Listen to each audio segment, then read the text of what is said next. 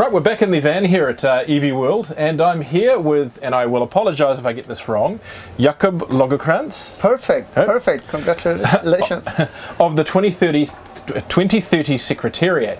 He's come here all the way from Sweden to speak at the event this week, and we thought we'd get him into the van and talk about a few things that he's worked on overseas that are really of interest to the New Zealand market at the moment, particularly the feebate scheme that the Labour Green New Zealand First government has proposed.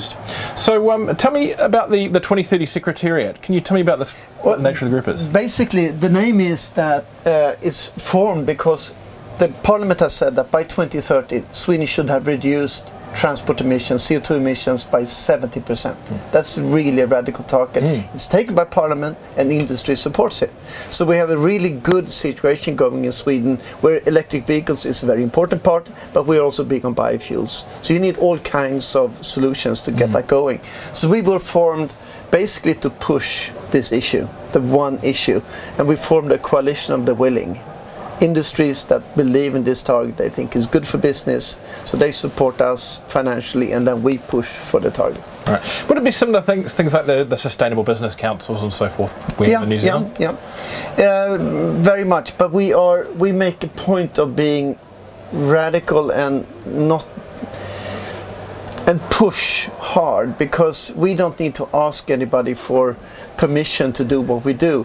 If they don't like what we do, then they can leave the 2030 Secretariat, and we give them more benefit, we give business more benefit if we are tough and proactive. So we try to be that. And as long as they're happy, it's fine. Well, what kind of businesses are involved in that? I mean, are we talking everything from fuel companies or transport companies, or? Well, the importance is to have the mix, the mixture. We have ABB, we have Vattenfall on electricity production, on charging. We have Tesla on cars and Nissan, for instance. But we also have startups, mobility management organizations. We have all the fuels, biofuels of different kinds, CNG, CBG, and electricity producers. So it's having the mix that makes us interesting for the politicians. They know that we will not just speak about biodiesel or ethanol or electric vehicles. We'll speak with about the combination, because all is needed.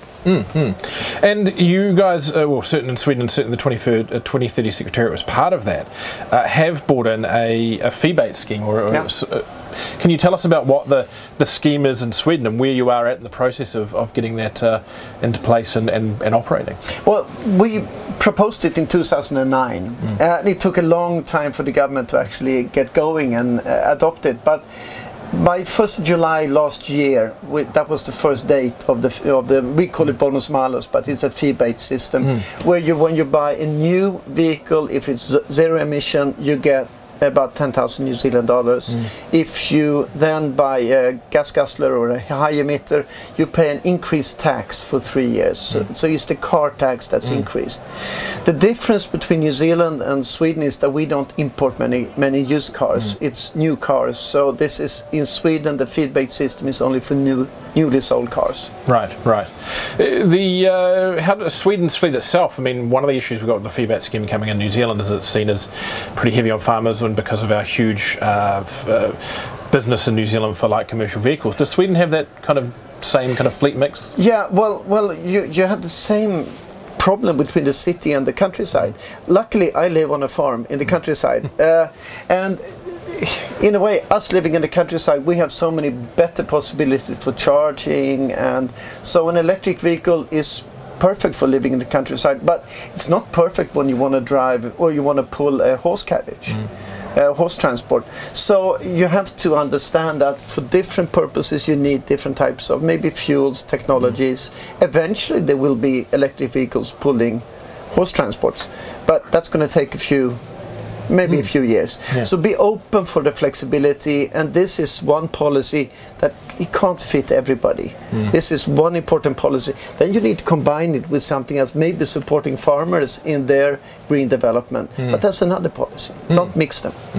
Have you had a look at our potential scheme, and have you got any thoughts around its proposed makeup and how it could apply to New Zealand?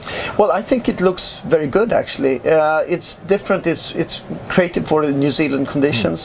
I think the fuel efficiency standards are very important. I think having a fuel efficiency standard of I think 105 grams CO2 per kilometer by 2025 as the base. That's not very radical. I mean, we are moving in Europe into 95 grams CO2 per kilometer as a standard from 21. So we'll see an alignment, and I think that what the government should do, they should introduce the feebate as soon as possible, but they should make it flexible and be able to adopt it to the technological development. We see at this fair here so much happening, and I guess it's bigger than last year, and it will be bigger next year. The speed of development is increasing. One of the arguments against the standard, as far as averse to the discount seems to have fairly cross-industry support, it would seem, from the automotive industry. But one of the issues the industry has here with the standard is they feel that they're kind of at the end of the vehicle supply chain. We don't have any major manufacturers or distributors or a huge amount of volume to create market incentives for distributors to send vehicles to New Zealand. Sweden admittedly does have Volvo, but is somewhat in a similar situation. They aren't considered a major international vehicle market or manufacturer.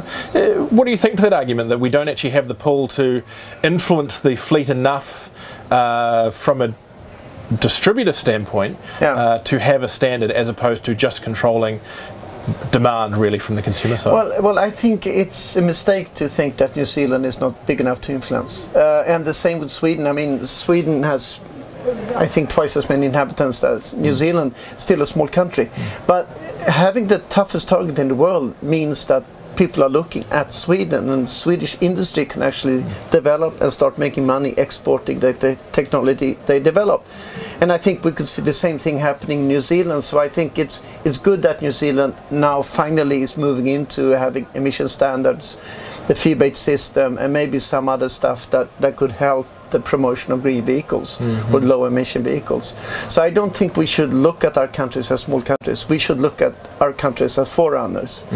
And I know New Zealand has a little bit of catching up to do on emission standards, but this also means that you will sprint faster than anybody else over the coming few years. So you will be champions too.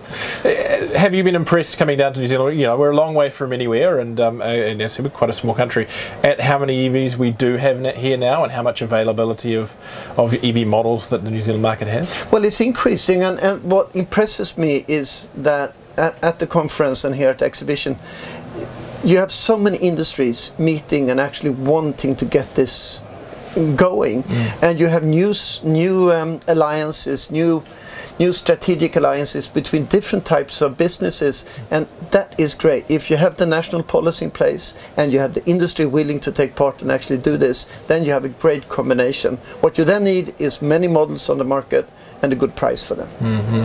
Have you got any thoughts on Norway? I mean, they're one of your relatively close neighbours, and they're often seen as as the bastion of what we should be looking forward to and aiming for electric vehicles. Do you think that reputation is deserved, or do you think people should be finding their own way, as Sweden has and New Zealand's doing with their system? Well, we all have to find our own way, because nobody is 100% the same. Norway are the champions; they're number one. More than 50% of all new cars are chargeable. Sweden is actually going to be at 30% by the end of next year, which is kind of fantastic. So we always like to catch up to Norway, but they beat us in skiing, we beat them in ice hockey, so let's see what we can do on charging. Norway has missed on one thing. They did a very strong emphasis on electric vehicles, heavy subsidies.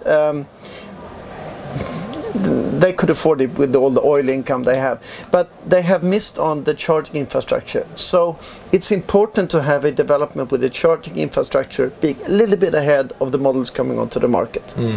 And I think that you could easily see in New Zealand a doubling of the share of electric vehicle sales every year. We see that in Sweden now.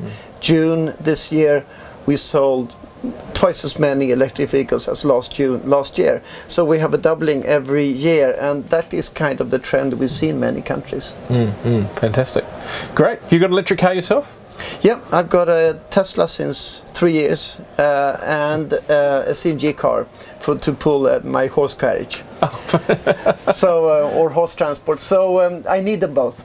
Eventually I will only need one car, an electric car that can pull 700 kilos of horses for 400 kilometers, but I'll have to wait a few years. And that's certainly coming. And I know just this week I've been off driving the Audi e-tron. It's also on the floor of the show here, and pulled a 1.6 ton trailer with that, did it quite impressively. So exactly, electric is coming. It's definitely the future, and even for options like that, it will be here really soon. I think so. Brilliant. Thank you so much for joining me.